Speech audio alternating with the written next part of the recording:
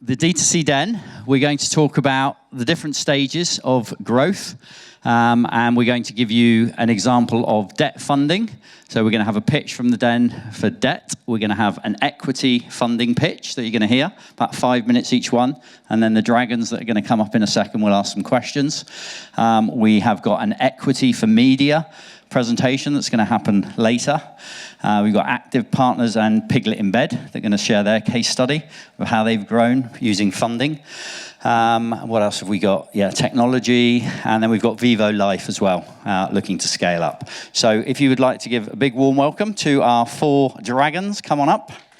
John, Tim, Leon, and Dania.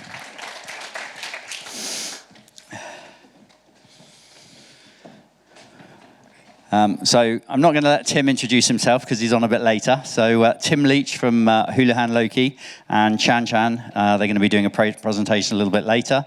John Reynolds in the grey jumper is with Bolt. He's the investment director, helps raise funding for brands that we invest into. But Leon, and do you want to go first and just introduce yourself? Yeah, hi. Can you hear me okay? Yeah. I'm Leon Hughes. I'm from Piper Private Equity. So just based around the corner, we invest in fast growth consumer brands. So we've got a fund of 130 million, and we look to invest anything from 5 to 25 million. We always look at brands, betting different for ourselves is we don't just invest cash, we really partner with the businesses from a brand perspective, talent, and I help brands with think about digital and creating value using digital. So my background is I was actually a Piper investment previously. I was part of the team at a company called Maximuscle. I was the e-commerce director, so I am a techie geek. And we built the business from zero to selling it to GSK for 162 million in 2010. That's when I joined Piper, and I help all of our brands and startups for the future think about digital. Fantastic. Thanks, Leon. Tanya, and the BGF. Hi everyone, I'm Dinah. I head up consumer at BGF London, and we are a very active growth stage investor. We are evergreen, which means that we are actually not a fund. We invest from our own balance sheet. Over the last 10 years, I think we have backed 93 companies in consumer space and exited 35. We write normally 2 to 20 million checks, and some of the companies you might be familiar, and we have backed are Gusto, Spoke, this alternative meat brand, Emma Bridgewater, and many others. My job is, I guess, to build relationships with founders, back their companies, and then help them succeed. So I sit on, I think, 5 company boards, many of them in D2C and eCom space. And I joined, actually, BGF only 2.5 years ago, but have been investing for around 12. Love the space, and yeah, really keen to get to know you better and help any way I can. Wonderful, thank you. So welcome our first pitcher of the day, David Bell from Buddy and Lola. Give him a round of applause.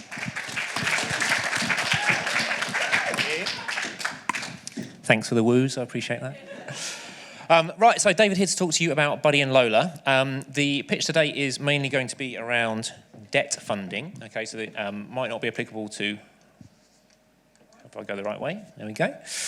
Debt funding might not be applicable to everybody, but before I start that, can I just ask, who out here has got a dog as part of their family? That's a lot of hands.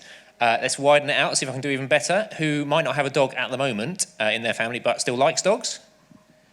All right, okay, we've got a warm audience. This is a great start. So we are a UK-based dog health supplement company. We're going to talk to you about debt finance today because we rolled out something called a Buddy Bond back into last year to our customers. The structure of that was a 10,000 minimum investment on a attractive interest rate basis. We had 2 structures. One was a 1-year bond for 7.2% and one was a 3-year bond for 9%. What we got from that was a lot of very passionate investors, people who really liked what we were doing in the space, were generally dog owners themselves already. Maximum investment was £100,000, and we've now got some real brand ambassadors for the brand as we move forward, and we're looking for more of those in the future.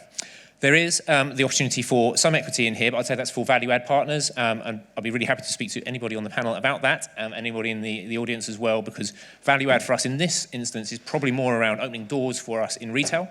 I think I'll talk a bit later about why I think we would be good in particularly pets at home, but potentially some of the supermarkets.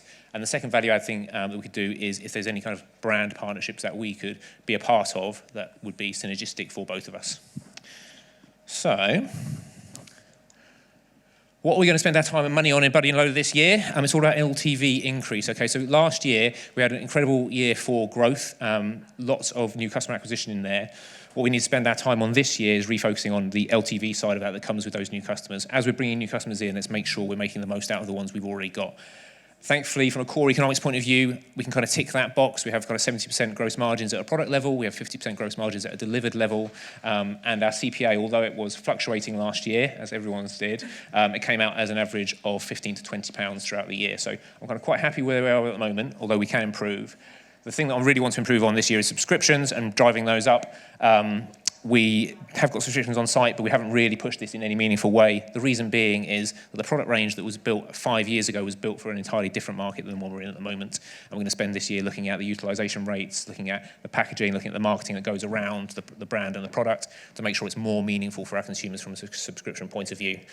One other thing that we'll look at through the year is got our eye on a couple of brands that we'd like to potentially bring in to add both their products into our lineup, but also add their customer base into our lineup, as we'll be using our money for that as well. Quick one on the UK market. Absolutely none of you will have seen this tweet because you probably don't follow the pet market in the US as much as I do, but this is a pet investor out there. He put that tweet out and it made me think about the UK. So this is my tweet. These numbers may have been from Elon Musk's tweet about owning Twitter, but you know, you can always hope for this kind of reach. I've just pasted my stuff on top of it, but the message is clear. 12.5 million dogs in the UK, 35% of UK households have dogs. The dogs market is nearly as big as the kids market. Pet spend in the UK in 2020 was £7.8 billion. And since 2020, through the lockdown period, UK families have added 3 million dogs to their households. So we're expecting the new data that comes out in June this year to be a significant increase on that 7.8 billion. So who are we within that market? We are very digestion focused in the market. That's quite different from a lot of our competitors. Typical consumer journey for us is you'll have a dog who has digestive issues. That makes them unhappy, that makes their owner unhappy. They take their dog to the vet. Digestive issues are the number 2 reason why a dog goes to the vet in the UK. When they're at the vet, particularly if they have brought them there for a diarrhea-related reason, and yes, we talk about poo a lot in our company, it's a constant subject of conversation, that will cost them on average £428 at the vet in 2021 to fix. The vast majority of the issues that the dog is presented to the vet for will not be serious, and then actually the vet will talk to them about what the dog is eating, what they may have eaten on a one-off basis, and any kind of underlying stomach conditions that just need to be managed on an ongoing basis. Obviously, they'll come out of that, they would have spent a lot of money, they'll be relatively unhappy about that position and be looking for something else to do in the future. They'll find out through us about, I've got to speed up, I've got the 1 minute one already. They'll find out through word of mouth, paid social, or some of the PR we're doing. We'll put them in the direction of our hero products. We will have 3 happy people. We'll have the dog, we'll have the dog parent, which is the key one in there, we'll have ourselves from a new customer point of view, so we can kind of upsell them to the rest of our range. 1 year progress, I'll just skip from the end. We bought the brand here. It was an Amazon brand. It was doing about 250K. These are the things that we did in the year, or the levers that we pulled. We ended at the end of the year, it was a £1 million brand. This is probably the thing I was most proud of, was launching our VIP community. I think the community is going to be a massive thing for us in the future. And I imagine we'll talk a bit more about that later. Leadership team, you don't know anything about any of these people. You've seen a lot of them already. The main person here is Robin Grant, who's helping. He's our pet expert. He's scaled and sold a business in the pet industry. And Sian Sutherland, who, if you were here last year, you would have seen present on sustainability. These are the people who actually make all the work happen. My fantastic team within the brand on the left-hand side, fantastic team from a partnership point on the right-hand side. We're very lucky that we've got Bolt Digital as our sister agency. They run all of our paid performance, they run our creative, and then we have a in-house, we call it the Value Hub, but it's a shared service centre that does finance, IT, HR, legal, all the basic stuff that we must get right as we scale this business quickly. That's the end of it. That's the opportunities we're working on. Hopefully that's some insight into what we're doing at Buddy and Lola, and thanks for your time.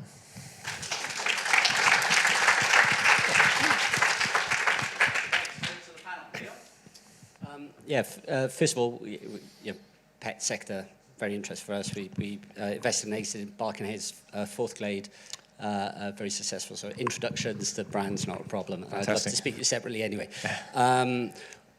We know the likes of Limp Bells, Dorwest, GWR, Nutravet. I think it's a really interesting space and really lends itself to subscription. Yeah. As I said in my intro, what is the better and different when it comes to the actual product, the consumer kind of proposition? Yeah, so I guess we've got two things there. So within our there's two things there. One is around the service and the support we offer that goes alongside the subscription. So our community is a always-on community. We've got we have hired 2 community managers who look after it. We answer all questions extremely quickly. It's entirely different from any other community that's run by any of the names that you've just given us. The other is around the product, where we are just lining up at the moment a manufacturing agreement with our manufacturer around exclusivity on one of the key products, which solves the problem instantly and is the major pain point for our pet parents. Fantastic. Can we get a discount? For you, certainly, sir.